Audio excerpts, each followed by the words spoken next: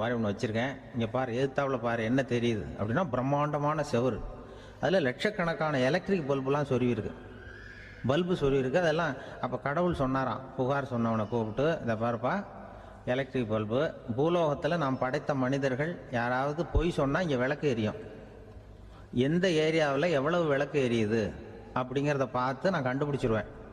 நான் படைத்த மனிதர்களை என்னை ஏமாற்ற முடியாது, எவ்வளவு பேர் எங்கே போய் சொல்கிறாங்கிறது இந்த விளக்கை பார்த்து கண்டுபிடிச்சிருவேன் நான் கடவுள். இப்படி சொல்லிகிட்டு இருக்கும்பொழுது எல்லா விளக்கம் எரிஞ்சுதான். அப்போ புகார் பண்ணவன் கேட்டிருக்கான், இது ஏதாவது ஒயரிங்கில் கோளாறாக இருக்குமா சார், இது ஏன் இப்படி எல்லாம் எரியுது அப்படிங்கிறப்ப கடவுள் சொன்னாராம், இல்லை இப்போ பொறு, இப்போ சிங்கப்பூரில் தென்கட்சி சுவாமிநாதன் பேசிக்கிட்டு இருக்காரு,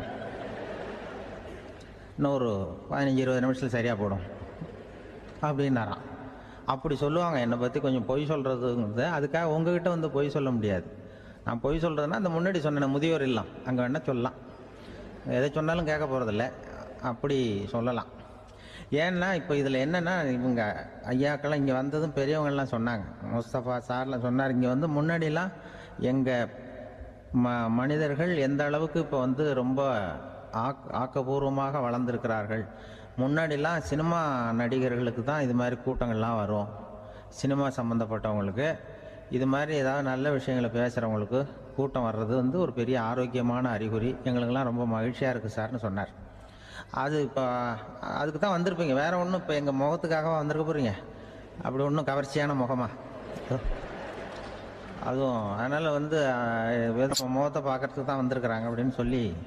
ஆனால் இந்த ரேடியோவில் நான் கொஞ்ச காலம் வெளியில் தெரியாமல் இருந்தேன். அப்போ என்ன பண்ணுவாங்கன்னா, என்ன வருவாங்க, எங்கள் ரேடியோ ஸ்டேஷனுக்கு வருவாங்க, சார் அந்த தினம் ரேடியோவில் பேசுகிறாரு இன்று ஒரு தகவல், அவர் முகத்தை பார்த்துட்டு போகணும் சார் அப்படின்ட்டு வருவாங்க. ஏன்னா இப்போ தொலைக்காட்சியில் வர்றதில்லை. அதில் என்னென்னா, அப்படி ஒரு தடவை வர்றவங்க அடுத்த தடவை வர்றதில்லை. அப்போ தான் புரியுது, ஓஹோ அவங்க ஆள் யாருன்னு தெரிஞ்சுக்கிறதுக்கு தான் வராங்க, வேற ஒன்றும் ஒரு பெரிய கவர்ச்சி. அதனால் இந்த கூட்டம் ஏதோ எங்களுடைய கவர்ச்சின்னா அவர் ஐயா சுகிசிவம் கொஞ்சம் கவர்ச்சியாக தெரிகிறார், அதனால் அவருக்காக அந்த கூட்டமாக வேணா இருக்கலாம். வேற எனக்கு அந்த நம்பிக்கை இல்லை, ஐயா சாலமன் பாப்பாவுக்கு சுத்தமாக அந்த நம்பிக்கை இருக்காது. அதனால் நாங்கள் ஏமாந்து போட மாட்டோம், ஏதோ எங்களை பார்க்க தான் வந்திருக்கிறாங்க எல்லாரும் அப்படின்னு. என்ன அவங்களுக்கு கருத்துன்னா, நல்ல குடும்பம், நல்ல மகிழ்ச்சியாக வாழ்வது எப்படி, நல்ல குடும்பத்தை எப்படி நடத்துறது, இது மாதிரி நல்ல கருத்துக்களை ஜனங்கள்கிட்ட பரிமாறிக்கணும்னு இந்தியாவிலையும் தமிழ்நாட்டிலையும் சில நிகழ்ச்சிகளை அவங்க நடத்திட்டு இருக்கிறாங்க. ஐயா அவர்கள் கிராமப்புறங்களில் நகர்ப்புறங்கள்லாம் ஜனங்களை கூப்பிட்டு நல்ல விஷயத்தை சொல்லுது. குடும்பங்கிறது இப்போ ரொம்ப கஷ்டம். இப்போ எப்படின்னா, ஒரு 600 வருஷத்துக்கு முன்னாடி மனுஷனுக்கு இருந்த நெருக்கடி இருக்கு பாருங்க, ஒரு 600 வருஷத்துக்கு முன்னாடி மனுஷனுக்கு எவ்வளோ நெருக்கடி இருந்ததோ அதுபோல் 40 பங்கு இப்போ அதிகமாகிட்டு தான் கண்டுபிடிச்சி சொல்லியிருக்கிறாங்க. அவ்வளவு நெருக்கடிக்கு மத்தியில் நாம் வாழ்ந்துக்கிட்டு இருக்கிறோம். ஒரு 600 வருஷத்துக்கு முன்னாடி என் தலையில் 1 கிலோ வச்சுக்கிட்டு நின்னேன்னு வைங்க, இப்போ 40 கிலோ வச்சுக்கிட்டு நிற்கிறேன். அப்படி ஒவ்வொரு மனுஷனுக்கும் வாழ்க்கையில் நெருக்கடி அதிகமாக போச்சு. இப்போ இந்த நெருக்கடியில் முன்னாடிலாம் யாரோ ஒருத்தர் தான் தியானம் பண்ணுவாங்க. தியானம்னா ஒருத்தர் 2 பேர் காட்டுக்கு போய் தியானம் பண்ணிகிட்டு இருப்பாங்க 600 வருஷத்துக்கு முன்னாடி. இப்போ வீட்டுக்கு வீடு தியானம் நடக்குது. ஏன்னா அந்தளவுக்கு வாழ்க்கையில் ஒரு நிம்மதி வேணும் அப்படின்னு சொல்லி பண்ணிட்டாங்க. அதுக்கு தான் இயற்கை கொடுத்துருக்கிற ஒரு இயற்கையான வைத்தியம்தான் சிரிப்புங்கிறது. இதை பற்றி பெரியவங்கள்லாம் இப்போ ஆராய்ச்சி பண்ணிகிட்டு இருக்கிறாங்க. சிரிப்புங்கிறது நாம் பிறந்து ஒரு 6 மாதத்தில் தான் முதல் தடவையாக விவரமாக சிரிக்க ஆரம்பிக்கிறோமா. நம்ம பிறந்து 6 மாதத்துக்கு, அதாவது முதல் தடவை சிரிக்க ஆரம்பிக்கிறது ஒரு 6ஆவது வாரம், 1.5 மாதத்தில் தான் குழந்தை விவரமாக சிரிக்க ஆரம்பிக்குது. அப்புறம் அப்படியே சிரிக்க ஆரம்பிக்கிறோமா. அதெல்லாம் இப்போ கணக்கு எடுத்துருக்குறாங்க. ஒரு குழந்தை ஒரு நாளைக்கு 200 தடவை சிரிக்குதான் ஒரு குழந்தை. பெரியவங்கள்லாம் 15 தடவை சிரிக்கிறாங்களாம். 200 தடவை சிரிச்சுக்கிட்டு இருந்த நாம அப்படியே குறைஞ்சி 15 ஆகிட்டு. அதனால தான் இருதய நோயெல்லாம் வருது, ஹார்ட் அட்டாக்லாம் வருதுன்னு கண்டுபிடிச்சிருக்கிறாங்க. 200 சிரிப்புக்கு அது இயல்புத்தன்மை, மனுஷனுடைய இயல்புத்தன்மை சிரிக்கிறது. அதுக்கு ஜோக்கே தேவைப்படாது. ஆனால் இப்போ காலங்காலமாக நாம் என்ன போதிக்கப்பட்டு வந்திருக்கிறோம்னா, சிரிப்புங்கிறது ஒரு பாவமான செயல். ஒரு முதலாளிக்கு முன்னாடி தொழிலாளி சிரித்தா மரியாதை குறைச்சல், ஒரு கணவனுக்கு முன்னாடி மனைவி சிரித்தா மரியாதை குறைச்சல், அது மாதிரி ஒரு வாத்தியாருக்கு முன்னாடி பையன் சிரித்தா மரியாதை குறைச்சல், ஒரு ஆஃபீஸருக்கு முன்னாடி பியூனு சிரித்தா மரியாதை குறைச்சல், இப்படின்னு சொல்லி சிரிப்புங்கிறது ஏதோ மரியாதை குறைவான செயல்னு காலங்காலமாக நாம் போதிக்கப்பட்டு வந்திருக்கிறோம். இப்போ மரபு ரீதியாகவே அந்த சிரிப்பு நம்மகிட்ட சிறைப்பட்டு இருக்குதான். அடங்கி போச்சு. அந்த சிறைப்பட்டு இருக்கிற சிரிப்பை வெளியில் கொண்டு வர்றதுக்கு தான் ஜோக்குன்னு ஒரு சாவியை போட வேண்டியிருக்கு. வேற இந்த ஜோக்குக்கும் சிரிப்புக்கும் சம்மந்தம் இல்லை. அதை ஏற்கனவே இருக்கிறத வெளில கொண்டு வரதுக்கு ஒரு சாவி மாதிரி உபயோகப்படுதுன்னு இப்போ அதை பற்றி ஆராய்ச்சி பண்ணுறவங்களாம் சொல்கிறாங்க. ஏன்னா சிரிப்புக்கு ஜோக்கு தேவைப்படாது. இப்போ ஒரு குழந்தை தொட்டிலில் படுத்துருக்குன்னு வைங்களேன், குழந்தை தொட்டிலில் இருக்குது, அது முகத்துக்கிட்ட போய் ஒரு கிளுகிழுப்பை ஆட்டுங்க சிரிக்கும். அந்த கிளுகிழுப்பை சத்தமே சிரிக்க வைக்கிறதுல அதுதான் மனுஷனுடைய இயல்புத்தன்மை. அது என்ன ஜோக்காது? சத்தம். ஒரு கிளுகிழுப்பை கொண்டு போய் குழந்தை முகத்துக்கிட்ட ஆட்டினா சிரிக்குதே, அதுதான் இயல்புத்தன்மை. அதே கிளுகிழுப்பை ஒரு தாத்தா மூஞ்சிக்கிட்ட ஆட்டுங்க, கோவம் வந்துடும், அடிக்க வருவார்.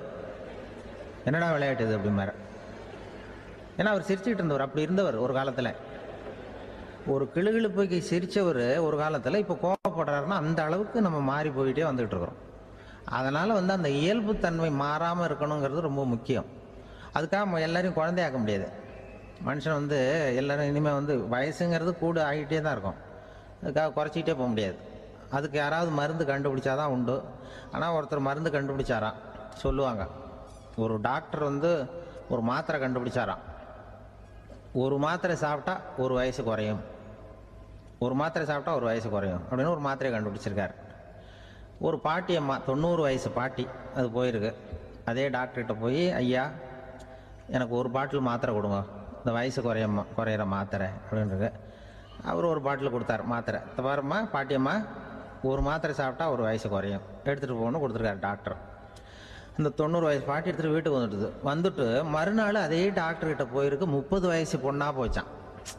30 வயசு பொண்ணாக மாறி அதே டாக்டர்கிட்ட போயிருக்கு. இடுப்பில் ஒரு கை குழந்தை, அது சட்டை கிட்ட போடாமல் கட்டவரில் வாயில் வச்சுட்டு உட்காந்துருக்கு.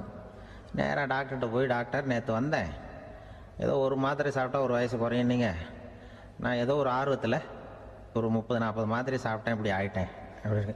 இப்போ டாக்டர் சொல்லியிருக்காரு, இதுக்கு ஏமா வருத்தப்படுற, எல்லாரும் வயசு குறையணும்னு தான் நினைக்கிறாங்க, உனக்கு வயசு குறைஞ்சிட்டுது, நீ சந்தோஷப்படு, இதுக்கே மறுபடியும் என்னட்ட வந்திருக்கிற அப்படின்னாரான் டாக்டர். அப்போ அந்த அம்மா சொல்லித்தேன், என்னை பற்றி பரவாயில்ல டாக்டர், என் இடுப்பில் பாருங்கள் கை குழந்தை, இது சட்டை கிட்ட போடாமல் உட்காந்துருக்கு, கட்டவரில் வாயில் வச்சுட்டு உட்காந்துருக்கு, இது ரொம்ப ஆர்வத்தில் ஒரு 70 மாத்திரையை சாப்பிட்டு விட்டுது, இது என் வீட்டுக்காரரு. இவர் இடுப்பு விட்டு கீழே இறங்க மாட்டேங்கிறார்.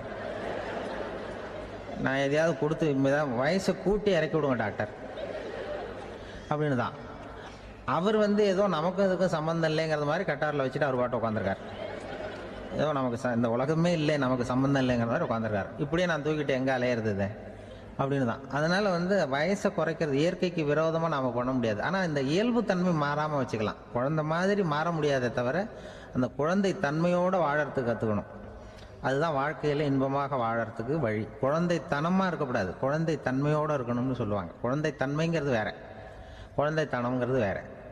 அப்படி ஒரு மாத்திரை கண்டுபிடிச்சிட்டா இப்போ யாராவது ஒருத்தவங்க இடுப்பில் குழந்தைய தூக்கிட்டு போனால் போய் கேட்கணும், ஏம்மா இது ஏன் வீட்டுக்காரரா உன் குழந்தையா அப்படின்னு கேட்டு அதுக்கப்புறம் அவருக்கு வணக்கம் சொல்லணும். இப்படிலாம் ஆகிடும் நிலைமை. இயற்கையை நம்ம மாற்ற முடியாது, அதுக்கு தகுந்தாப்புல தான் நாம் பண்ணணும். குழந்தை தன்மையோடு வாழறதுக்கு குடும்பத்தில் குழந்தை தன்மைங்கிறது எப்படின்னா, இப்போ சில பேருக்கு அந்த குழந்தை தன்மை உண்டு. ஒரு வீட்டில் ஒரு புள்ள படுத்துருக்கு, அம்மா எழுப்புறாங்க, காலேஜுக்கு நேரமாச்சு எழுந்திருப்பா, காலேஜுக்கு நேரமாச்சு எழுந்திருப்பா அப்படின்ட்டு. அந்த அம்மா அந்த புள்ள சொல்லியிருக்கு, ஐயோ எனக்கு காலேஜுக்கு போகிறதுக்கே பிடிக்கலம்மா, என்னை தொந்தரவு பண்ணாத, காலேஜுக்கு போகிறதுக்கு எனக்கு பிடிக்கல அப்படின்னு தான். அப்போ அந்த அம்மா சொல்லியிருக்கு, ஏன் உனக்கு காலேஜுக்கு போகிறதுக்கு பிடிக்கல, கல்லூரிக்கு போகிறதுக்கு, அதுக்கு 2 காரணம் சொல்லு அப்படின்னுருக்க. அப்போ அந்த புள்ள சொல்லிச்சான், ஏன் பிடிக்கலன்னா, கல்லூரியில் இருக்கிற வாத்தியாருக்கும் என்ன பிடிக்க மாட்டேங்குது, ஆசிரியர்களுக்கும். 2வது காரணம், கல்லூரியில் படிக்கிற மாணவர்களுக்கும் என்ன பிடிக்கல, அதனால் நான் காலேஜுக்கு போக மாட்டேன்ற குழந்தை புள்ள சொல்லியிருக்கு. அம்மா அப்படிலாம் நீ இதுக்காக போகாமல் இருக்கக்கூடாது, நீ போய் தான் ஆகணும் அப்படின்னு பிடிவாதமாக அந்த அம்மா பிள்ளைய எழுப்புனாங்களாம். சரி நான் எதுக்கு காலேஜ் போகணும்னு சொல்கிறேன், அதுக்கு நீ 2 காரணம் சொல்லு அப்படின்னு தான் அந்த புள்ள. அப்போ அந்த அம்மா சொன்னாங்களாம், நீ ஏன் காலேஜுக்கு போகணும்னா, முதல் காரணம் உனக்கு வயசு 52, 2வது காரணம் நீ தான் பிரின்சிபால் அப்படின்னு தான். என்ன இருந்தாலும் அவங்க அம்மாவுக்கு அது புள்ள தானே. அதுதான் குழந்தை தன்மைங்கிறது. 52 வயசுலேயும் குழந்தை தன்மையோடு இருக்கார் பாருங்க, அதுதான் அந்த குழந்தை தன்மையோடு வாழறது தான் வெற்றிக்கு வழின்னு சொல்லுவாங்க. கணவன் இன்னைக்கு நேற்று என்ன யோசிச்சுக்கிட்டு இருக்கிறப்போ உங்கள் ஊர் தொலைக்காட்சியிலேயே ஒரு நிகழ்ச்சி நடந்தது. அதாவது இந்த உறவுகளை பற்றி ஒரு பேட்டி எடுத்திருந்தாங்க. ஒரு அம்மா சொல்லுது, அதாவது கணவன் மனைவியாக இருந்துட்டு அப்புறம் விவாகரத்து வாங்கிட்டு அதுக்கப்புறம் அந்த அம்மா பேசுகிறத நேற்று தொலைக்காட்சியில் போட்டாங்க. அது என்ன சொல்லுதுன்னா, நாங்கள் வந்து கணவனும் மனைவியாக இருக்கிறப்போ எங்களுக்குள்ளே சண்டை வந்துக்கிட்டு இருந்தது, இப்போ விவாகரத்து வாங்கிட்டு இப்போ நண்பர்களாக இருக்கிறோம், இப்போ வந்து சண்டையே வர்றதில்லை எங்களுக்குள்ளே. அப்படி பாருங்கள், கணவன் மனைவியாக இருந்தப்போ சண்டை வந்து தான், விவாகரத்து வாங்கினது மறுபடியும் நாங்கள் நல்லபடியாக தான் இருக்கிறோம், ஒன்றும் எங்களுக்கு சண்டை வரல. அப்படி இருக்குது இப்போ காலம் போய்கிட்டு இருக்கு. நேற்று அப்படி ஒரு இது என் கூட வேலை பார்க்குறப்போ ஒரு அம்மா இருந்தாங்க. அவங்க எப்போதும் அவங்க வீட்டுக்காரர் படத்தையே வச்சுருப்பாங்க, கையில் பத்திரமா வச்சுருப்பாங்க. அவ்வளவு மரியாதை மதிப்புன்னு சொல்லி நாங்கள்லாம் அவங்கள பெருசாக நினைப்போம். இது எதுக்குமா அவங்க வீட்டுக்காரர் படத்தை பத்திரமா இல்லை கையிலேயே வச்சுருக்கீங்களே, ஆஃபீஸுக்கெல்லாம் எடுத்துகிட்டு வந்து வச்சு அடிக்கடி எடுத்து பார்த்துக்குவாங்க. அவ்வளவு பிரியமாக அவங்க வீட்டுக்காரர் இல்லை. ஆமாம், எனக்கு வந்து ஏதாவது பிரச்சனை வந்துடுதுன்னா உடனே எங்கள் வீட்டுக்காரர் படத்தை எடுத்து பார்ப்பேன். பரவாயில்லையே இப்படி ஒரு இதா? ஆமாம், இதை பார்த்துட்டு நினச்சிக்குவேன், இதை விட பிரச்சனை வேறு என்ன இருந்துட போகுது உலகத்தில் அப்படின்னு நினச்சிக்குவேன். உடனே எனக்கு எல்லாம் போயிடும் அப்படின்ட்டு தான். அப்படி ஒரு அம்மா இருந்தாங்க, இப்போ இருக்காங்க, வேலை பார்த்துக்கிட்டு இருக்காங்க. அப்படிலாம் நீங்கள் இருக்கிற தாய்மார்கள் பெண்கள் யாராவது அப்படி கூட பண்ணலாம். யாரா எப்போதுமே உங்கள் வீட்டுக்காரர் படத்தை கையில் வச்சுக்கோங்க. அது ஒரு யோசனை, குடும்பம் குதூகலமாக இருக்கிறதுக்கு அது ஒரு யோசனை. அதே மாதிரி இவங்களும் அவங்க படத்தை வச்சுக்கலாம், வச்சுக்கிட்டு பிரச்சனை வரும்போது பார்த்துக்கணும், இதை விட நமக்கு என்ன வந்துட போகுது பெருசா அப்படின்னு. அப்படி தான் இருக்கணும். குடும்பம் வந்து நல்லபடியாக இருக்கணும்னா அதுக்கு இப்போ சொல்லுவாங்க, கடவுளே வந்து ஒரு வீட்டு கணவன் வீட்டு தலைவர் கனவுல வந்தாராம். கடவுள் வந்து இது மாதிரி உன்னை விட்டுட்டு உங்கள் குடும்பத்தை உன்னையெல்லாம் விட்டுட்டு போக போகிறேன்னா, அதனால் ஏதாவது வர வேணும்னா கேட்டு போய் வாங்கிக்கோ அப்படின்னு கடவுள் சொன்னாராம் இந்த குடும்ப தலைவர்கிட்ட. அவருக்கு என்ன கேட்குறதுன்னு புரியல. கடவுள் வந்து விட்டுட்டு போகிறேங்கிறார், ஏதாவது வரம் கேட்டுக்கோ அப்படின்னு. நம்ம என்ன பண்ணுறது, என்ன கேட்குறதுன்னு ஒன்றும் புரியல, குழம்பிக்கிட்டு இருந்தான் அந்த ஆள் கனவுல. இப்போ கடவுள் சொன்னாரா, சரி நீ ரொம்ப குழப்பமாக இருக்க, நாளைக்கு மறுபடியும் உன் கனவுல வரேன், அதுக்குள்ளே நீ முடிவு பண்ணி வை, உனக்கு என்ன வரம் வேணுமோ கேட்டு வாங்கிக்கோ, உனக்கு வரம் கொடுத்துட்டு நான் போயிடுறேன், உன்னை விட்டுட்டு போகிறதா நான் முடிவு பண்ணிட்டேன் அப்படின்ட்டுருக்காரு கடவுள். சரி ஒரு நாள் அவகாசம் கொடுங்க, நாளைக்கு நான் அதுக்குள்ளே முடிவு பண்ணி வைக்கிறேன்ட்டு அவர் வந்தார். மறுநாள் முழிச்சுக்கிட்டு மனைவி மகன் மக்கள் எல்லாரையும் கூப்பிட்டார், குடும்பத்தில் எல்லாரையும். இப்படி வாங்க, இது மாதிரி நேற்று கனவுல வந்தார் கடவுள், நம்மளை விட்டுட்டு போக போகிறாராம், என்ன வரம் வேணும்னு கேட்டு வாங்கிங்கோ அப்படின்னு போய் சொல்லிட்டார். என்ன கேட்குறதுன்னா அப்படின்னு அந்த கணவன் கேட்குறான். இந்த மனைவி சொல்கிறாங்க, என் உடம்பு பூரா நகையாக இருக்கணும் அப்படின்னு கேளு அப்படின்ட்டுருக்கு. அதுக்குள்ளே அந்த ஒரு பொண்ணு ஓடி வந்து, அப்படிலாம் கேட்காதப்பா கடவுள்கிட்ட, இப்போ இருக்கிற சொத்து எவ்வளோ இருக்கோ அதுபோல் இன்னொரு பங்கு வேணும்னு கேளு அப்படின்னு. அந்த பையன் வந்து அவன் வேறு சொன்னான், அவன் அது நமக்கு வந்து இது போல் ஒரு 10 பங்காவது வேணும், 2 பங்களா கார் வேணும் அப்படின்னு அவன் ஒரு லிஸ்ட்டை கொடுத்தான். இவர் என்ன கேட்குறதுன்னு முடிவு பண்ணுறதுக்குள்ள அங்கே வேலை செய்கிற அம்மா, ஒரு வயசான அம்மா வந்திருக்கு, வேலை செய்கிற அம்மா. அது வந்து சொல்லிச்சான் இவர்கிட்ட, தப்பாரு கடவுள்கிட்ட அப்படிலாம் கேட்காதப்பா, நாளைக்கு வரும்பொழுது என்ன வர வேணும்னா எங்கள் குடும்பத்தில் எல்லாரும் அன்பாக இருக்கணும் பாசமாக இருக்கணும்னு கேட்டு வாங்கிக்கோ, வரத்தை அன்பு பாசம் குடும்பத்தில் எப்போதும் நிலவணும்னு கேட்டு வாங்கிக்கோ, வேற எல்லாம் நம்ம பார்த்துக்கலான்னு இந்த பெரியம்மா சொல்லிச்சான். மறுநாள் அதே மாதிரி படுத்து தூங்கினார். கடவுள் கனவுல வந்தார்.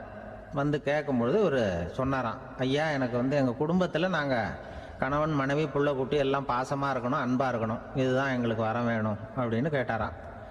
இவர் கேட்டதும் கடவுள் வந்து தலையை சொரிய ஆரம்பிச்சிட்டாராம். ஏன் என்ன யோசிக்கிறீங்கன்னு கேட்டிருக்காரு. நீங்கள் அன்பாக பிரியமாக இருந்தீங்கன்னா அப்புறம் ஏன் நான் உங்களை விட்டுட்டு போக போகிறேன், நான் ஏற்கனவே இல்லைங்கிறதுனால தான் உங்களை விட்டு போகலாம்னு முடிவு பண்ணியிருந்தேன். இப்போ நீங்கள் ஏற்கனவே பாசமாக இருந்தீங்கன்னா நான் இனிமேல் போக மாட்டேன், அதனால் ஏன் முடிவும் மாற்றிக்க வேண்டியதுதான், உங்கள் கூட தான் இருக்க போகிறேன்னாராம். இப்படி ஒரு கதை சொல்லுவாங்க. அதனால் ஒரு குடும்பத்தில் அந்தந்த உறவு முறைகள் சரியாக இருக்கிற வரைக்கும் எல்லாம் நல்லாயிருக்கும். அங்கே தான் இறைவன் வாழும் இல்லம்ங்கிறாங்களே, அதுதான் அது. அதில் அந்த குடும்ப தலைவருங்கிறவர் கணவன் அப்படிங்கிறதுனால அவருக்கு தான் பொறுப்பு. அவருக்கு நிறைய சகிப்புத்தன்மை வேணும், கோபம் வரக்கூடாது, யார் என்ன சொன்னாலும் போகணும். சில கணவன்மார்கள் வந்து எது சொன்னாலும் மனைவி வந்து தட்டுறதில்லை, அங்கே போனால் போவாங்க, எதுக்கு போக சொல்கிறேன்னு கேட்குறதில்ல, போகிறது, இங்கே வான்னா வர்றது. திருவள்ளுவர் மனைவி இருந்தாருன்னு சொல்கிறாங்கல்ல, அது மாதிரி. அது எப்படின்னா ஒருத்தர் சொன்னார், அது அப்படி இல்லை, அதுக்கு ஒரு கதை சொன்னார். ஹிட்லர் வந்து வந்தாராம் ஒரு தடவை, ஒரு பெரிய கப்பல் மேலே, கப்பலுடைய மேல் தளத்தில் ஹிட்லர் வந்துக்கிட்டு இருக்கார். ஒரு இங்கிலீஷ் கேப்டன் எதிரில் நிற்கிறான். அவனுக்கு பெரிய ஆச்சரியம், இந்த ஆள் எப்படி இப்படி ஒரு தனி மனிதனாக இருந்துக்கிட்டு உலகத்தையே இப்படி இந்த பாடுபடுத்துகிறார் அப்படின்னு சொல்லி, உன்னுடைய வெற்றிக்கு என்ன காரணம்னு கேட்டாராம் அந்த இங்கிலீஷ் கேப்டன். இப்போ ஹிட்லர் சொன்னாராம், என்னுடைய வெற்றிக்கு காரணம் என்கிட்ட வேலை செய்கிற ஊழியர்கள், நான் கிழிச்ச கோட்டை தாண்ட மாட்டாங்க, நான் என்ன சொல்கிறேனோ அதை உடனே செய்வாங்க, ஏன் எதுக்குன்னு எதிர்த்து பேச மாட்டாங்க, அதுதான் என்னுடைய வெற்றிக்கு காரணம் அப்படின்னு சொல்லி அதை நிரூபித்து காட்டுறேன் பார் அப்படின்னு சொல்லி கையை தட்டினாராம் ஹிட்லர். உடனே ஒரு சிப்பாய் அங்கேருந்து வந்து லெஃப்ட் ரைட் போட்டு வந்து சல்யூட் பண்ணி நின்னான். உடனே ஹிட்லர் சொன்னார், நீ அப்படியே இந்த கப்பல் மேல் தளத்துலேருந்து அப்படி கடலில் விழுந்து செத்து போடா அப்படின்னு பொத்துன்னு குதிச்சுட்டான். எதுக்கு சொல்கிறேன் என்ன இதில், உடனே குதிச்சு செத்து போட்டான்.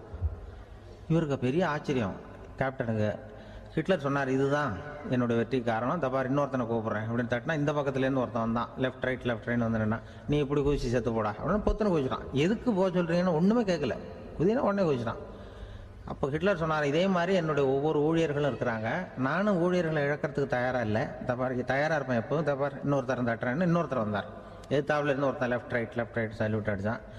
நீயும் குதிச்சு செத்து போடான்ருக்கார் ஹிட்லர். இவனால் பொறுக்க முடியல, இந்த இங்கிலீஷ் கேப்டன் அனாவசியமாக ஒவ்வொருத்தனாக குதிச்சுட்றானேன்னு சொல்லி ஓடி போய் அவனை குதிச்சிட்டான். குதிக்கிறதுக்கு முன்னாடி பிடிச்சி தனியாக எடுத்துகிட்டு போட்டான். தனியாக எடுத்துகிட்டு போய் அந்த சிப்பாய்கிட்ட கேட்டாரான் அந்த இங்கிலீஷ் கேப்டன், ஏன்ப்பா அந்த ஆள் குதிக்க சொல்கிறான்னா நீ ஏன் எதுக்குன்னு கேட்கறது இல்லையா, உடனே குதிச்சு செத்து போகிறீங்களே, இதெல்லாம் என்ன அநியாயம் அப்படின்ட்டுருக்கான் அந்த இங்கிலீஷ் கேப்டன் கையை பிடிச்சிக்கிட்டு. உடனே அந்த சிப்பாய்க்கு கோவம் வந்துட்டு தான், உடையா கையை, இவன்ட்ட வேலை பார்க்குறத விட உழுந்து செத்து போகலான்னு நான் குதிக்கிறான், என்ன அனாவசியமாக எதுக்கையா இருக்க சொல்கிறேன் அப்படின்னு சொல்லி குதிச்சுட்டானா. அதனால் இந்த உடனே சொல்கிறத செய்கிறாங்க பாருங்கள், அவங்கள நம்பக்கூடாது. கணவன்மார்களுக்கு ஒரு எச்சரிக்கை, சொல்கிறத உடனே செஞ்சுருவாங்க மனைவி, நீ அங்கே போனால் போங்க வரணும் அது ஹிட்லர் மாதிரி நினைக்கிறாங்கன்னு அர்த்தம். இதுகிட்ட பேசிக்கிட்டு இருக்கிறத விட சொல்கிறத செஞ்சுட்டு போடுவோமே, அப்படி சமாளிக்கிற கணவன்மார்கள் உண்டு. குடும்பத்தில் வந்து அப்படிலாம் இருந்து சமாளிக்கிறாங்க. குடும்பத்தில் ஒருத்தர் அனுசரிப்பு தன்மைங்கிறது ரொம்ப அவசியம். கணவன் மனைவின்னா அனுசரித்து போகணும்னு சொல்லுவாங்க. அதாவது ஒரு கணவன் அதுக்காக தான் அந்த காலத்துலலாம் ஒரு வீட்டுக்கு வந்து மாப்பிள்ளை தேடுறதுங்கிறது ஒரு பெரிய குடும்பத்தை நிர்வகிக்கிற அளவுக்கு ஒரு கணவனாக வரக்கூடிய எப்படி இருக்கணும் அப்படின்னா, அந்த காலத்தில் புலி வேட்டைக்கு போகணும். ஒரு பொண்ணுக்கு மாப்பிள்ளை தேடுறதுன்னா நம்ம தமிழ் பழக்கம் என்னென்னா, காட்டுக்கு போய் ஒரு புலியை வேட்டையாடிட்டு வரணும். அந்த புலி பல்லு அல்லது நகத்தை கொண்டுட்டு வரணும் அந்த இளைஞன். அதை வந்து வீட்டில் கொடுப்பான், அதை தான் கட்டி அதை வந்து இதாக கட்டுவாங்க, மாலையாக போடுவாங்க, தாலியாக கட்டுவாங்க. அதாவது வீரம் இருக்கா பையனுக்குன்னு பார்ப்பாங்க. ஒரு பொண்ணு வேணும்னா நீ முதல்ல வீட்டுக்கு பொண்ணு கேட்க போகக்கூடாது, காட்டுக்கு போகணும், போய் புளியை கொண்டு வா, அதுக்கப்புறம் தான் உனக்கு பொண்ணு அப்படின்னு சொல்லுவாங்க. இப்போவெல்லாம் ஏன் போகிறது இல்லைன்னா, இப்போலாம் ஒருத்தனை வந்து காட்டுக்கு போய் புலி பல் கொண்டு வானா புலி தான் மாப்பிள்ளையாக வரும். அதனால தான் இப்போ போகிறதில்ல யாரும் காட்டுக்கு. அப்போ வந்து பெண்களும் வந்து ரொம்ப வீரமாக இருந்தாங்க. பெண்கள் மூலம் அந்த காலத்தில் எப்படின்னா, முறத்தாலேயே புலியை துரத்துவாங்களாம். நம்ம பழைய பாட்டில எல்லாம் பார்த்துருப்பீங்க, முறத்தால புலியை விரட்டினாங்கன்னு வரும் பழைய பாட்டு. அந்த அளவுக்கு பெண்களுக்கு வீரம். இப்போ கல்யாணம் ஆகி இந்த காலத்தில் ஒரு கணவனை வந்து விரட்டிட்டு வந்தாங்களாம் முறத்தை எடுத்துக்கிட்டு. ஒரு மனைவி அவன் பயந்துட்டு வெளில ஓடி வரான், பின்னாடி முறத்தை எடுத்துகிட்டு அந்த அம்மா ஓடி வருது. இவனை தனியாக பிடிச்சி கொண்டு போய், என்னப்பா இந்த மனைவிட்டு இப்படி பயந்து ஓடி வரையே, முறத்தால் துரத்துறா இப்படி வரையே அப்படின்னு தான் அவன் அப்படியே தடுமாறிட்டு, அதெல்லாம் ஒன்றும் இல்லை, அவன் என்ன புலியாக நினைக்கிறா அப்படின்னு ஒரு பெருமையாக சொல்லிட்டானான். அந்த காலத்தில் புலியை தான் முறத்தால் விரட்டினாங்க, இப்போ புருஷனை விரட்டுறாங்க அப்படின்னு சொல்லி. அப்படி அந்த காலத்தில் வந்து கணவனுக்கு ஒரு குடும்பத்தை நிர்வகிக்கிற திறமை இருக்கா, உடல் வலிமை தான் முக்கியம். இப்போ கூட மதுரை பக்கத்தில் ஐயாவுக்கு தெரியும், அந்த இளவட்டக்கல்லுன்னு ஒரு ஊருக்கு ஊர் எல்லையில் கிடக்கும். ஊர் எல்லையில் ஒரு பெரிய கல் கிடக்கும். அந்த ஊருக்கு பொண்ணு கேட்க போகிறவங்க அந்த கல்லை தலைக்கு மேலே தூக்கி காட்டணும், அப்படியே தூக்கி தலைக்கு மேலே வசதி கீழே போடணும். அந்த வலு இருந்தால் தான் நீங்கள் அந்த ஊருக்குள்ளேயே போகலாம், பொண்ணு கேட்கறதுக்கு போகலாம், இல்லைன்னா நீ திரும்பி போக வேண்டியதான். அந்த வலிமை இருக்கா மாப்பிள்ளைன்னு பார்க்குறாங்க, இளவட்டக்கல்லுன்னு பேர். அப்போ என்ன பண்ணாங்கன்னா, ஒரு 1000 வருஷத்துக்கு முன்னாடி அந்த கல்லை தலைக்கு மேலே தூக்கி கீழே போடுவாங்களாம். ஒரு 500 வருஷத்துக்கு முன்னாடி அப்படி கொஞ்சம் தூரம் இடுப்பு அளவுக்கு தூக்கி கீழே போட்டுக்கிட்டு இருந்திருக்கிறாங்க. அதுக்கப்புறம் ஒரு 100 வருஷத்துக்கு முன்னாடியெல்லாம் அப்படி முழங்கால அளவுக்கு அப்படி தூக்கி போட்டால் போகிறோம்னு வச்சுருந்தாங்களாம். இப்போ நான் அந்த ஊருக்கு என் கூட பழனிசாமின்னு ஒருத்தர் இருக்கார், அவர் போய் உனக்கு எப்படிப்பா இந்த ஊரில் கல்யாணம் ஆச்சு அப்படின்னா, இப்போலாம் நாங்கள் தொட்டு கும்பிட்டா போகிறோம், அதை அசைக்கிறது கூட இல்லை. அப்படி ஆகிட்டுது. ஒரு குடும்பத்தை கணவனாக வரப்போகிறவனுக்கான தகுதி அந்த காலத்தில் அப்படி இருந்துதான். அப்படி வந்து கணவன் வந்து தேர்ந்தெடுக்கிறது, குடும்ப தலைவனை தேர்ந்தெடுக்கிறது ஒரு பெரிய காரியம். ஒரு பெரிய செல்வந்தர் போட்டி வச்சாராம், ஒரு நீச்சல் குளம், அதில் யார் வேணாலும் குதித்து அந்த பக்கம் போய் கரையேறலாம். அந்த நீச்சல் குளத்தில் விஷப்பாம்புலாம் கிடக்கு. யார் துணிஞ்சி அந்த விஷப்பாம்பு இருக்கிற குளத்தில் குதித்து அந்த பக்கம் போய் கரையேறானோ அவனுக்கு ஒரு 100 ஏக்கர் நிலம் கொடுப்பேன், அது வேண்டான்னா ஒரு 1000 ஆடு கொடுப்பேன், அதுவும் வேண்டாம்னா என் பொண்ணை கொடுப்பேன் அப்படின்னு போட்டி வச்சார். அதான் மாப்பிள்ளையை தேர்ந்தெடுக்கிறதுக்கு அவர் ஒரு வழி, நீச்சல் குளத்தில் குதிச்சு கரையேறணும். இப்போ அந்த ஊரில் இருக்கிற இளைஞர்கள்லாம் வந்து பார்க்குறாங்க அந்த குளத்தில் குதிக்கணும்னு. ஆனால் குளத்தில் ஒரு விஷப்பாம்புலாம் கிடக்கு. இது என்ன பண்ணுறதுன்னு பார்த்தா யாருமே குதிக்கிறதுக்கு தைரியம் வரல. திடீர்னு ஒருத்தன் துணிஞ்சு குதிச்சான், படபடன்னு அடிச்சுட்டு போய் அந்த பக்கம் கரையேறிட்டான். கரையேறின உடனே பரவாயில்லையே ஒரு ஆள் வந்துட்டான்னு சொல்லி அவனை அந்த இளைஞனை போய் பிடிச்சிட்டு வந்தாங்க. அந்த பெரியவர் கேட்டார், ஏப்பா இவ்வளவு பெரிய விஷப்பாம்பெல்லாம் கிடக்கிற நீச்சல் குளத்தில் நீ துணிஞ்சு குதித்து கரையேறி இருக்கிற, உனக்கு என்ன 1000 ஏக்கர் நிலம் கொடுத்துருவா, 100 ஏக்கர் நிலம் கொடுக்குவா சொல்கிறப்படி அப்படின்னா வேண்டாம் சார்ன்றான். ஓஹோ அப்படின்னா ஒரு 1000 ஆடு வேணுமா உனக்கு அப்படின்னா அதுவும் வேண்டாம் சார். ஓ அப்படின்னா என் பொண்ணு வேணுமா அப்படின்னா அதுவும் வேண்டாம் சாருங்கிறான். அப்புறம் எதுக்குடா குதிச்சுன்ட்டு என்ன உனக்கு என்ன தான் வேணும் அப்படின்னு கேட்டிருக்காரு. என்னை எவன் பிடிச்சி தள்ளி விட்டவன்னு தெரியணும் அப்படின்றான். அதுக்காக அவன் பார்த்துருக்கான். அப்படி இருந்தால் தான் துணிச்சல் வரும் இந்த காலத்தில். எதுக்கு இவ்வளவு சங்கடம்லாம் வச்சாங்கன்னா, ஒரு குடும்பத்துக்கு தலைவராக வர வேண்டிய ஒரு ஆள், கணவனாக இருக்க வேண்டியவனுக்கு துணிச்சல் இருக்கா, தைரியம் இருக்கா அப்படிங்கிறது பார்க்கறதுக்காக இப்படிப்பட்ட தேர்வு முறைகள்லாம் வச்சுருந்தாங்க அந்த காலத்துலலாம். இப்போலாம் கல்யாணம் பண்ணுறது ஆளுக்கு நேரில் பார்க்காமலே கூட கல்யாணம் நடக்குது இன்டர்நெட்டில். இப்போ சர்டிஃபிகேட் கேட்குறாங்க, நோய் நொடி இல்லாமல் இருக்காரா பார், காட்டுக்கெலாம் போக வேண்டாம், நேராக ஆஸ்பத்திரிக்கு போய் ஒரு சர்டிஃபிகேட் வாங்கிட்டு வா, உனக்கு ஒன்றும் வியாதி இல்லைன்னு ப்ரூவ் பண்ணு, அதுக்கப்புறம் பார்த்துக்கலாம், மற்றதை பேசுவோம் அப்படின்னு சொல்லி அப்படி இருக்குது நிலைமை. அதனால் குடும்பத்தில் வந்து அந்த கணவனாக இருக்கிற வேண்டியவனுக்கு பொறுப்பு அதிகம்.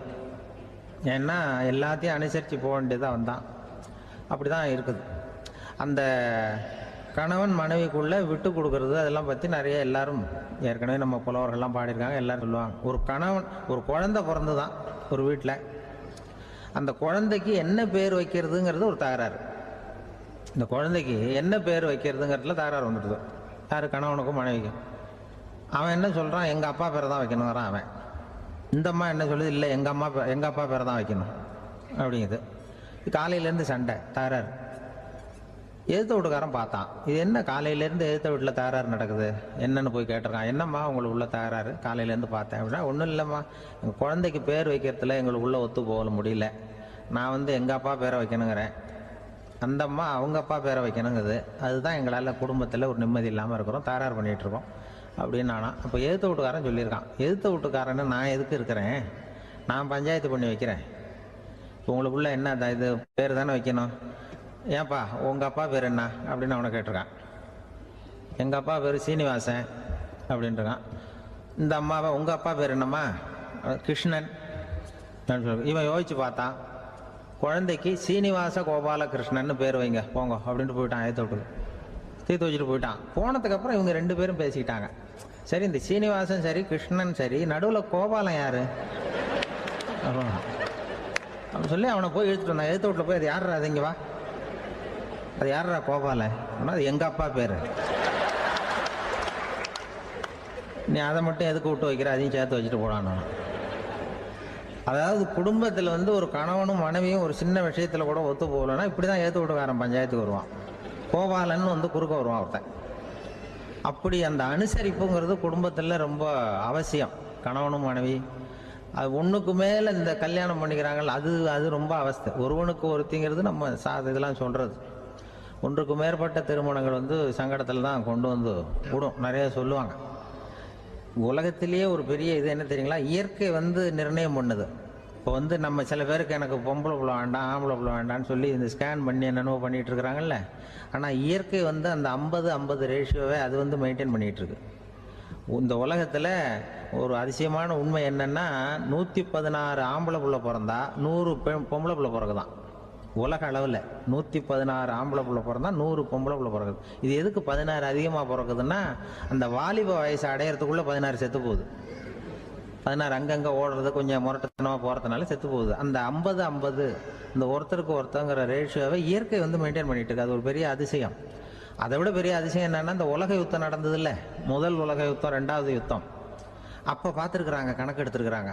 அந்த யுத்தம் முடிஞ்ச பிறகு 116 ஆம்பளை பிள்ளைக்கு பதிலாக 160 170 பிறக்க ஆரம்பிச்சுதான். 100 பெண் குழந்தைக்கு 170 180 ஆண் குழந்தை. இது எதுக்குன்னா, அந்த போரில் செத்து போகுதில்ல ஆம்பளை பிள்ளைகள், அதை ஈடுகட்டுறதுக்காக அதிகமாக பிறக்க ஆரம்பிச்சிருக்கு. அந்த அளவுக்கு வந்து இயற்கை வந்து ஒரு பெரிய ரேஷியோவை மெயின்டைன் பண்ணுது. அதாவது ஒருவனுக்கு ஒருத்திங்கிறத அது சொல்லிகிட்டு இருக்கு. புறாவெல்லாம் வளர்த்திங்கன்னா, நான் கூட புறா வளர்த்துருக்குறேன் ஊரில். புறா வளர்த்திங்கன்னா ஒரு தடவைக்கு 2 முட்டை தான் விடும் ஒரு வீட்டுக்கு. அந்த 2 முட்டையும் குஞ்சு பறிச்சுன்னா அதில் ஒன்று வந்து ஆணாக இருக்கும், ஒன்று பொண்ணாக இருக்கும்.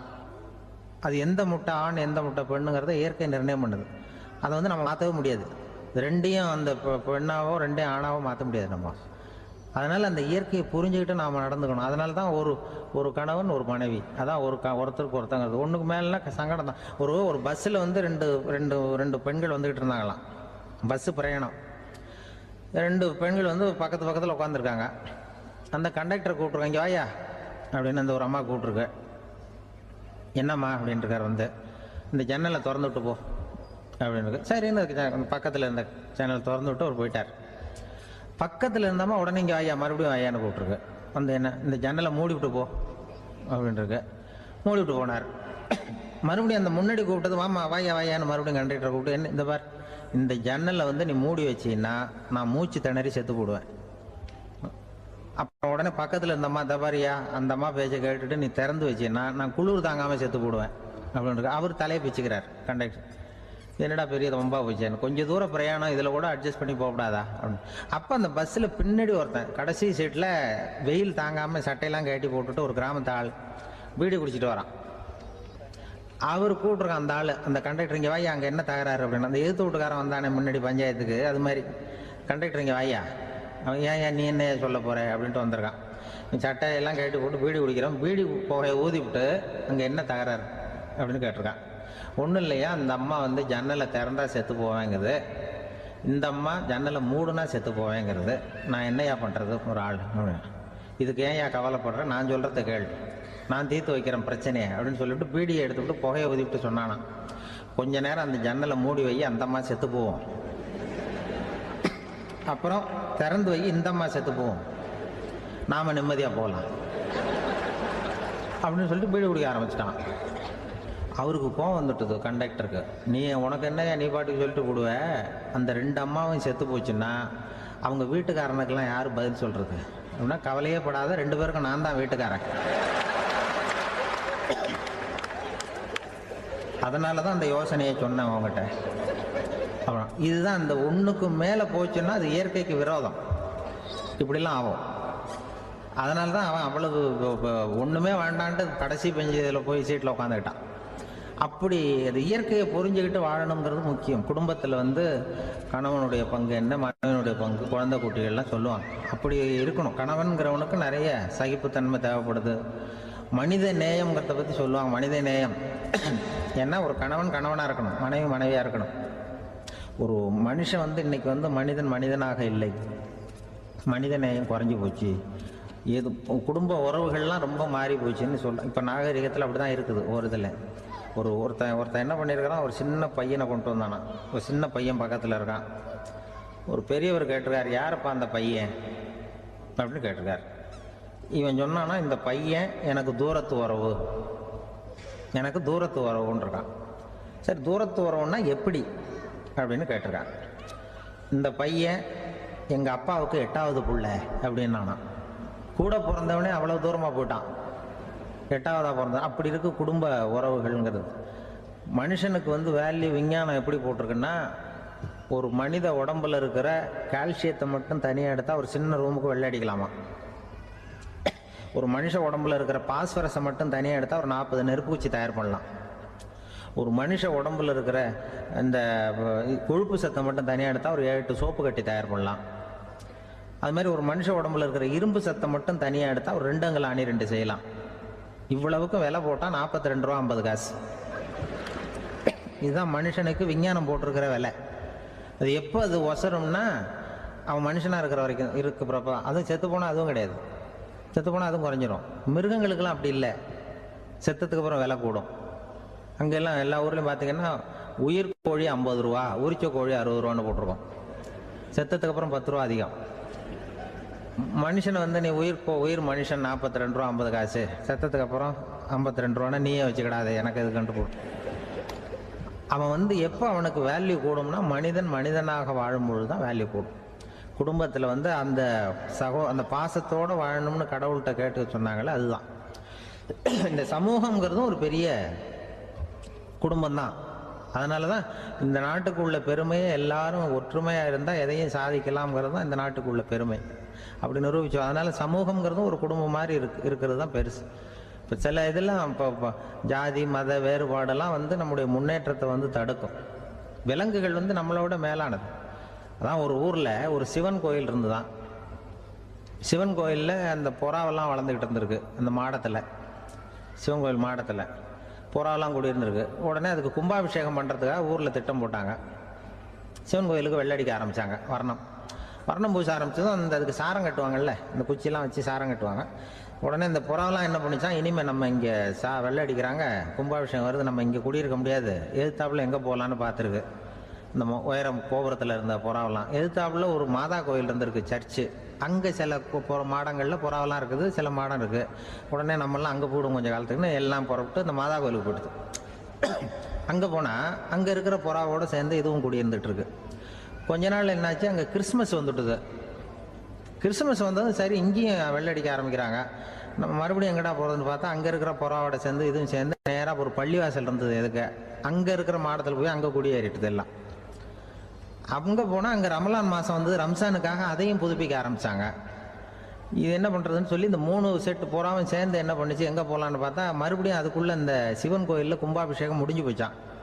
முடிஞ்சிருக்கு, அங்கே போடுவோம் எல்லாருன்னு சொல்லி எல்லா புறாவும் அந்த சிவன் கோயிலுக்கு வந்துட்டுது. அங்கே போய் மாடத்தில் அதை குடியிருந்துட்டுது. அப்போ திடீர்னு ஒரு நாள் பார்த்தா ஒரே கலவரம் பூமியில் எல்லாம் ஒருத்தன் அருவாளை தூக்கிட்டு நிற்கிறான், குச்சி எடுத்து ஒருத்தனை சுட்டுக்கிறான். ஒரே கலவரம், சத்தம், ஒரே மத கலவரம் வந்துட்டுது ஊரில். அப்போ புறாவெல்லாம் மாடத்தில் இருந்துக்கிட்டு ஒரு குஞ்சு புறா அவங்க அம்மாட்ட கேட்டுதான், இது என்ன, இந்த மனுஷனுக்கு என்ன ஆச்சு, இந்த மனுஷனுக்கு என்ன ஆச்சு, அவன் கத்தியை தூக்கிட்டு நிற்கிறானே அப்படின்னு கேட்டுதான். ஒரு குஞ்சு புறா அவங்க அம்மாட்ட கேட்டுதான், அம்மா புறா. இப்போ அம்மா அந்த புறா சொல்லிச்சான், மனுஷனுக்கு இப்போ மதம் பிடிச்சிருக்கு, அதான் கத்தியை தூக்கிட்டு நிற்கிறான் அப்படின்ட்டுருக்கு. இப்போ நமக்கெல்லாம் பிடிக்கலையே அப்படின்னு தான். அப்போ அந்த புறா சொல்லிச்சான், அந்த பாருமா, நாம் இந்த சிவன் கோயிலில் இருந்தாலும் நமக்கு புறான்னு தான் பேர், இந்த மாதா கோயிலுக்கு போனாலும் நமக்கு புறான்னு தான் பேர், பள்ளிவாசலுக்கு போனாலும் நமக்கு புறான்னு தான் பேர். அந்த மனுஷன் அப்படி இல்லை. அவன் இங்கே இருக்கிற வரைக்கும் இந்துன்னு சொல்லுவான், அங்கே மாதா கோயில் இருந்தான்னா கிறிஸ்தவன்னு சொல்லுவான், பள்ளிவாசலில் இருந்தான்னா முஸ்லீம்னு சொல்லுவான். அப்போ குஞ்சு புறா அது என்ன இப்படி பண்ணுறாங்க மனுஷங்க, இப்போ அவங்கள விட நம்ம வசதி போல் இருக்க, நம்ம தேவலாம் போல் இருக்க அப்படின்னு தான் அந்த குஞ்சு புறா. அப்போ அந்த தாய் புறா சொல்லிச்சான், உண்மைதான், அதனால தான் நம்ம மேலான இடத்துல இருக்கிறோம், அவன் கீழே நிற்கிறான் இன்னமும் அப்படின்னு சொல்லிச்சான். இதுதான் அந்த குடும்பம்ங்கிறது, சமுதாயம்ங்கிறது ஒரு பெரிய குடும்பம். அது இந்த புறாகிட்டேருந்து மனுஷன் கற்றுக்க வேண்டியிருக்கு. அப்படி இருக்குது இன்றைக்கி மனுஷனுடைய நிலைமை. அதை புரிஞ்சுக்கணும். அப்படி தான் ஒவ்வொரு இதுலேயும் நாம் நடந்து கொள்ள வேண்டியிருக்குது. மிருகங்கள்கிட்டேருந்து கற்றுக்கிற வாய்ப்பெல்லாம் இருக்குது. அப்படி சொல்லுவாங்க. அந்த இதில் நாம் குடும்பத்தில் என்னென்னா, இப்போ பிள்ளைகளை பற்றி சொல்லுவாங்க. இப்போ ராமர் லட்சுமணர் கதை சொல்லுவாங்க. அதாவது ராமரும் பரதனும் பந்து விளையாடிக்கிட்டு இருந்தாங்களாம் சின்ன வயசில் பந்து விளையாடிட்டு இருந்தாங்களாம். உடனே ராமர் வந்தாராம். கோசலை அவங்க அம்மா மடியில், கோசலை மடியில் சோர்ந்து போய் உட்காந்தாராம். சந்தோஷமாக உட்காந்துருக்காரு. அப்போ அந்த கோசலை அம்மா கேட்டாங்களாம், ஏன்பா அப்படி இவ்வளவு சந்தோஷமாக இருக்கே, என்ன காரணம் அப்படின்னு கேட்டிருக்காரு. அப்படின்னு அந்த அம்மா கேட்டிருக்கு. ராமன் சொன்னான்னா, இது என் தம்பியோட நான் பந்து விளையாண்டுட்டு இருந்தேன், பரதன், அவன் ஜெயிச்சுட்டான், நான் தோத்துட்டேன், என்னை அவன் ஜெயிச்சுட்டான், அவனுடைய வெற்றி எனக்கு சந்தோஷமாக இருக்குது, தம்பியோட வெற்றி, அதனால் நான் சந்தோஷமாக இருக்கேன்னு சொல்லியிருக்கு. அந்த அம்மாவுக்கு ரொம்ப சந்தோஷம், தம்பி ஜெயிக்கிறாங்கிறத பற்றி அண்ணன் சந்தோஷப்படுறானே அப்படின்னு. கொஞ்ச நேரத்தில் பரதன் வந்திருக்கான். அவன் சோர்ந்து போய் கலங்கி போய் அதே அம்மா மடியில் உட்காந்துருக்கான். நீ ஏன்ப்பா, நீ தான் ஜெயிச்சுட்டியாமே, நீ என்னத்துக்கு வருத்தப்பட்டுக்கிட்டு வர அப்படின்னு கேட்டிருக்க அந்த அம்மா. அப்போ பரதன் சொன்னானா, நான் ஜெயிக்கணுங்கிறதுக்காக அண்ணன் விட்டு கொடுத்தாரு, தோத்துட்டாரு, அதனால் எனக்கு வருத்தமாக இருக்குது, உண்மையில் அவர் தான் ஜெயிச்சிருக்க வேண்டியது, எனக்காக விட்டு கொடுத்தாரு அண்ணன், அதனால் நான் வருத்தப்படுறேன்னா. அப்போ அந்த அம்மா சொல்லிச்சான், இப்படி தான் தம்பியினுடைய வெற்றி அண்ணனை சந்தோஷப்படுத்துது, அண்ணனுடைய தோல்வி தம்பியை வருத்தப்பட வைக்குது, இப்படி தான் இருக்கணும் அண்ணன் தம்பின்னா, அப்படி தான் குடும்பத்தில் இருக்கணும்னு சொல்லி அந்த அம்மா சொன்னதாக சொல்லுவாங்க ராமாயண. அதே போல் இப்போ இதில் வரும், நபிகள் நாயகத்தினுடைய பேரர்கள், பாத்திமாவனுடைய பிள்ளைகள் 2 பேர், ஹசன் ஹுசைன் 2 பேர் நபிகள் நாயகத்தினுடைய பேரன்மார்கள். அன்னை பாத்திமாவனுடைய குழந்தைகள். ஹசனும் ஹுசைனும் பேசிக்கிறதே இல்லையா கொஞ்ச நாள். இந்த அம்மாவுக்கு அதை பார்க்குறாங்க, ஏதோ அண்ணன் தம்பிக்குள்ளே ஏதோ தகராறு போல் இருக்கு, ஏன் பேசிக்க மாட்டேங்கிறாங்க அப்படின்னு சொல்லி அந்த பிள்ளைகளை கூப்பிட்டு வச்சு அந்த அம்மா புத்தி சொல்லிச்சான். இந்த பாருப்பா, நீ அண்ணன் தம்பிக்குள்ளே இது மாதிரி இருக்கக்கூடாது. உங்கள் பாட்டனார் ஒரு புத்திமதி சொல்லியிருக்காரு, உனக்கு தெரியுமா? ஒரு முஸ்லீம் இன்னொரு முஸ்லீமோடு 3 நாட்களுக்கு மேல் பேசாமல் இருந்தால் அது அவனை கொலை செய்வதற்கு ஒப்பாகும் அப்படின்னு நபிகள் நாயகம் சொல்லியிருக்கார், தெரியுமா உனக்குன்னு அந்த அம்மா சொல்லிச்சான்.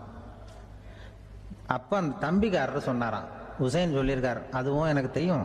அதே தாத்தா பாட்டனார் என்ன சொல்லியிருக்காருன்னா, அந்த 2 பேரில் யார் முதல்ல சலாம் சொல்கிறாங்களோ, யார் முதல்ல முன்னாடி பேசுகிறாங்களோ அவங்களுக்கு சொர்க்கம் கிடைக்கும், இறைவனுடைய ஆசி கிடைக்கும்னு சொல்லியிருக்கிறார்.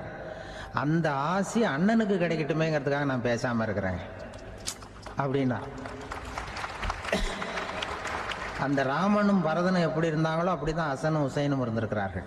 அந்த பாசம்தான் குடும்பத்தில் வேணும். குடும்பத்தில் அண்ணன் தம்பி எப்படி நடந்துக்கணும், அம்மா பிள்ளை எப்படி நடக்கணும் அப்படிங்கிறது தான். ஏன்னா தாய் அம்மாவுக்கு எப்போதுமே பிள்ளைங்கள் அம்மா பக்கம்தான் இருக்கும். அம்மா பிள்ளைங்க தான் அதிகம். இதில் ஒரு பெரிய நீதிபதி இருந்தார் சென்னையில், உண்மையாக நடந்தது. சென்னையில் ரொம்ப காலத்துக்கு முன்னாடி காந்தி இருந்த காலத்தில் சென்னையில் ஒரு நீதிபதி, அவர் ஒரு நாள் கோர்ட்லாம் விட்டு ரொம்ப கஷ்டப்பட்டு ராத்திரி சும்மா போய் உடனே வீட்டுக்கு வரல. கோர்ட்டினுடைய நடவடிக்கை முடிஞ்சு வீட்டுக்கு வராமல் போய் எங்கெங்கேயோ போய் சுற்றிவிட்டு அந்த நண்பர்களோடு அப்படி உல்லாசமாக அப்படி கொண்டாடிவிட்டு நடுராத்திரிக்கு வந்திருக்கிறாரு வீட்டுக்கு 1 மணிக்கு. அப்போ அந்த வயசான அம்மா வாசல்லையே காத்துக்கிட்டு இருக்கு. உள்ளே போச்சு நீதிபதி, இன்னும் வந்து சேரலேன்னு வாசல்லே நின்றுட்டு இருந்துதான். அப்போ அது வந்த உடனே பலார்னு அரைஞ்சு விட்டாங்களாம் அந்த அம்மா. ஏன்டா அவ்வளோ தூரம் எங்கே போனேன், என்னதான் நீதிபதியாக இருந்தாலும் அவங்களுக்கு புள்ள தானே, பலார்னு அரைஞ்சு விட்டாங்க. உடனே அவர் கலங்கி போய் அழுதாராம். மறுநாள் கேட்டிருக்காங்க அந்த பக்கத்தில் இருந்தவங்க, ஏன் நீ பெரிய நீதிபதி, பெரிய பதவியில் இருக்க, அதனால் உன்னை உங்கள் அம்மா அடிச்சிட்டாங்கன்னு அழுதியா அப்படின்னு கேட்டாங்களாம். அப்போ அவர் சொன்னாராம் நீதிபதி, இல்லை நான் இது மாதிரி எங்கள் அம்மா கிட்ட அடிக்கடி அடி வாங்குவேன், எப்போதும் அவங்க அடிக்கிற அடி பலமாக விழும், இப்போ அவங்க அடித்தது எனக்கு வலிக்கவே இல்லை, அந்த அளவுக்கு அவங்களுக்கு வயசாகிட்டுதே, பலம் குறைஞ்சிட்டுதேன்னு நினச்சி அழுதேன் அப்படின்னு. அதுதான் புள்ள அம்மா பேரில் உள்ள பாசங்கிறது. இதே போல் நான் சொன்னது மாதிரி முன்னாடி இவர் ஒரு இறைநேச செல்வர் ஒருத்தர் இருந்தார். ஒரு அம்மா எனக்கு அப்பா தண்ணி கொடுப்பா அப்படின்ட்டு படுக்கையில் இருந்த அம்மா. இவர் ஏதோ படிச்சுக்கிட்டு இருந்தவர், ஒரு சின்ன இளைஞர் உடனே ஓடி போய் ஒரு குவளையில் தண்ணி எடுத்துகிட்டு போய் அம்மாவுக்கு முன்னாடி நிற்கிறார். முன்ன அந்த அம்மா அதுக்குள்ளே தூங்கி போச்சு. இவர் அந்த தண்ணியை வச்சுக்கிட்டு அவர் பாட்டு நிற்கிறார். விடிஞ்சு போச்சு. விடிகிற சமயத்தில் அந்த அம்மா முடிச்சு பார்க்குது, பையன் தண்ணியோட கையில் வச்சுட்டு நிற்கிறார். ஏம்மா என்னப்பா நீ ராத்திரி பூரா தண்ணியோடு நின்றுட்டு இருக்கிறியா எனக்கா அப்படின்னு. அப்பா அவர் சொன்னாராம், ஆமாம்மா ராத்திரி தண்ணி தாகமாக இருக்குன்னு கேட்டீங்க, உடனே தண்ணி கொண்டு வந்துட்டேன். ஓடி வந்து பார்க்கும்பொழுது நீங்கள் தூங்கிக்கிட்டு இருந்தீங்க. தூங்கிட்டு இருக்கும்பொழுது உங்களை எழுப்ப வேண்டாம், தூக்கத்தை கெடுக்க வேண்டாம்னு நான் நினச்சேன், அதனால் எழுப்பலை. தூக்கம் முழிக்கிற சமயத்தில் உடனே தாகமாக இருக்கும், தண்ணி குடிக்கணும்னு ஆசைப்படுவீங்க, அதனால் தண்ணியை பக்கத்துலேயே வச்சுட்டு நிற்கிறேன் அப்படின்னு அந்த இளைஞர் சொன்னாராம். அப்படியே கட்டி பிடிச்சிட்டு நீ பிற்காலத்தில் பெரிய அறிஞராக வருவேன்னு சொல்லி அந்த அம்மா வரணும்னு சொல்லி இறைவனை வேண்டாங்களாம். அவர் தான் இஸ்லாமிய மார்க்கத்தில், தீன் மார்க்கத்தில் பெரிய ஆளானது. அதாவது ஷர்புதீன் யாஹ்யான்னு ஒருத்தர், அவர் பெரிய இஸ்லாமிய பேரறிஞராக வந்தார். இப்படி அம்மா பேரில் பாசமாக உள்ளவங்கலாம் இருந்தாங்க நிறையா. அப்படி அந்த குடும்பத்தில் அந்த பாசம் நேசம் எவ்வளவு இருக்கோ அவ்வளவுக்கு அவர்கள் உயர்வார்கள்ங்கிறது தான் நம்முடைய பெரிய இதெல்லாம் பெரியவங்கள்லாம் சொல்லியிருக்கிறது அதுதான். அதனால தான் அந்த கணவனுடைய பங்கு என்ன, மனைவியினுடைய பங்கு என்ன, பிள்ளைகளுடைய பங்கு என்னங்கிறத பற்றி ரொம்ப விவரமாக சொல்கிறதுக்காக தான் அதை பற்றி நாம் சிந்திக்க வேண்டிய நேரம் இதுங்கிறனால தான். கணவனுக்கு இது வந்துடக்கூடாது, அதாவது கோபம் வரக்கூடாது, நிதானம் வேணும் அப்படின்லாம் சொல்லுவாங்க. நிதானம், கணவன் கோபப்படக்கூடாதுமா. அதுக்கு நாங்கள் மனுஷனுக்கு சினம் தவிர்த்தல்னு பயிற்சியெல்லாம் கொடுக்குறாங்க. இப்போது மனுஷன் கோவப்படாமல் இருக்கணும், போகணும் வரணும், அதுக்கு சொல்லுவோம் நாங்கள். சும்மா கதை ரூபமாக சொல்கிறது. அங்கே வேதாத்திரி மகரிஷின்னு இருக்கார், அவர் இதில் சினம் தவிர்த்தல்னு பயிற்சியை கொடுப்பாங்க. குடும்ப தலைவர்கள் பெரியவங்கள்லாம் அந்த பயிற்சியை எடுத்துக்கணும். என்ன கூப்பிட்டாங்க ஒரு தரம், சினம் தவிர்த்தல்னு ஒரு பயிற்சி கொடுக்குறோம், அதில் நீ பேசுன்னாங்க. நான் சொன்னேன், நான் பயிற்சிக்கு வேணா வரேன், என்னை பேச வேண்டாம் சார், நான் பயிற்சி கற்றுக்கிறேன். என்ன இல்லை நீ அதெல்லாம் பயிற்சி நாங்கள் கொடுக்குறோம், நீ உனக்கு என்ன தெரியுமோ சொல்லு, மனுஷன் கோவப்படாமல் இருக்கணும், அதுக்கு ஏதாவது வழி சொல்லிட்டு போ அப்படின்னு கூப்பிட்டாங்க. சரின்ட்டு போனேன். அங்கே போய் நான் சொன்னேன், இது மாதிரி எனக்கு தெரிஞ்சது ஒரு கதை மாதிரி சொன்னேன். மீனம்பாக்கம் ஏர்போர்ட், அங்கே ஜப்பானுக்கு போக வேண்டிய ஒரு பிரயாணி லக்கேஜோடு நிற்கிறார் நிறையா. இதை வாங்கி பிளேனில் ஏற்றக்கூடிய ஒரு தொழிலாளி அவர்கிட்ட ஒரு சண்டை போடுறார். அடிக்க போகிறாரு, திட்டுறாரு, கண்ணாமண்ணு திட்டுறாரு. அவர் இதை ஒருத்தர் பார்த்துக்கிட்டே இருக்கார். அந்த சினம் தவிர்த்தல் பயிற்சி கொடுக்குற பேராசிரியர் ஒருத்தர் பார்த்துக்கிட்டே இருக்கார். இது எப்படி இவன் இந்த ஆள் அவ்வளவு கோபமாக அடிக்க போகிறான், திட்டுறான் அந்த பெரிய மனுஷன், இவர் பதிலுக்கு அவர் திட்டவே இல்லையே. அந்த அந்த தொழிலாளி சிரிச்சுக்கிட்டே சரி சார் சரி சார் அப்படின்னுட்டே இருக்கான். இவர் லக்கேஜை வாங்கி பிளேனில் ஏற்றுற தொழிலாளி இவன் கண்ணாமண்ணு அடிக்க போகிறான், திட்டுறான், முகம் செவந்து போச்சு.